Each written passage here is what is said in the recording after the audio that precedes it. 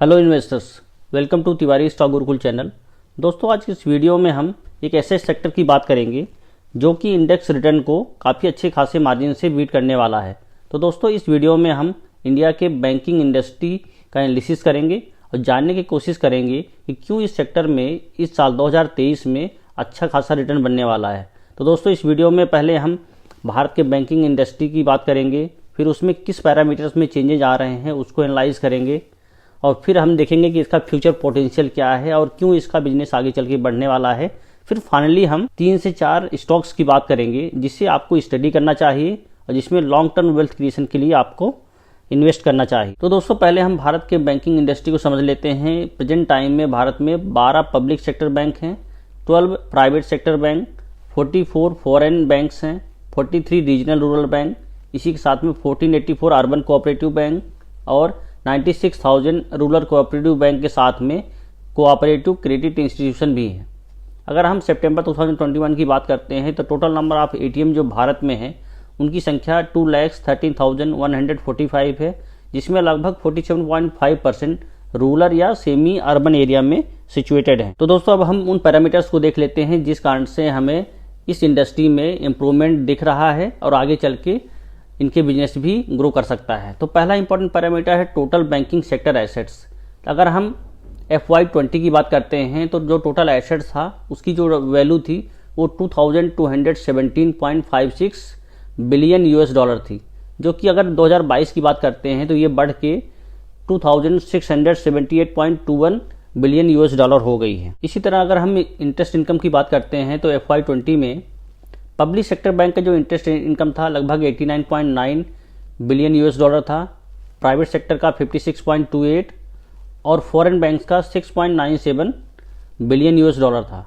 अगर FY22 की बात हम करते हैं तो पब्लिक सेक्टर का जो इंटरेस्ट इनकम है वो कम हुआ है, अभी प्रेजेंट टाइम में 89 बिलियन US डॉलर है, जबकि प्राइवेट सेक्टर का 56.28 से बढ़ के अभी 59.08 बिलियन US डॉलर हो गया है। इसी तरह जो फॉरेन बैंक का इंटरेस्ट इनकम 6.97 से बढ़ के 8.02 बिलियन US डॉलर हो गया है। अब हम ग्रोथ इन डिपॉजिट्स की अगर बात करते हैं तो FY18 में total valuation 1347.18 billion US dollar था, जो कि FY22 में बढ़ के 2140 बिलियन US डॉलर हो गया। तो दोस्तों, नेक्स्ट पैरामीटर जिसकी हम बात करेंगे वो है ग्रोथ इन बैंक क्रेडिट्स या बैंक के लोन में क्या वृद्धि हो रही है।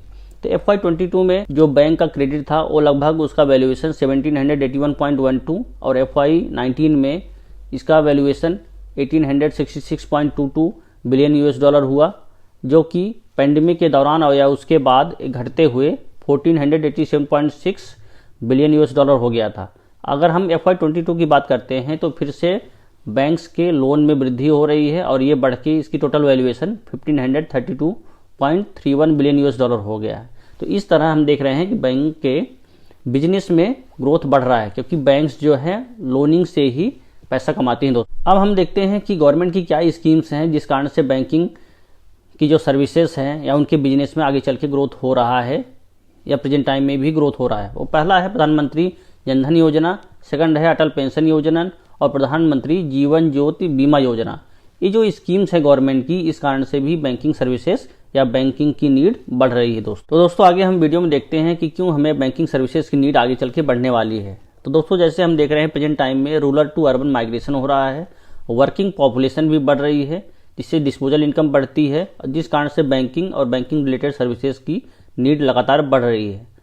जो एस्टिमेटेड है कि 2025 तक भारत में फिनटेक मार्केट वो बढ़ के 6.2 ट्रिलियन रुपीज हो जाएगा, जिसका US डॉलर में अगर वैल्यूएशन देखते हैं तो लगभग 83.48 बिलियन US डॉलर हो जाएगा। दोस्तों, इसी तरह मोबाइल, इंटरनेट बैंकिंग और ATM में इन फैसिलिटीज के एक्सटेंशन से बैंकिंग की ऑपरेशनल एफिशिएंसी बढ़ रही है और इसी तरह RBI जो है उसमें इनोवेटिव सिस्टम स्टार्ट करने के लिए हार्बिंजर 2021 जैसे इनिशिएटिव ले रही है, जिस कारण से भी बैंकिंग सेक्टर की एफिशिएंसी आगे चल के बढ़ने वाली है। प्रेजेंट टाइम में हम देखते हैं कि जो बैंक्स हैं अपने फी इनकम भी लगातार बढ़ा रही हैं, जिससे बैंक्स का रेवेन्यू मिक्स अच्छा हो गया है।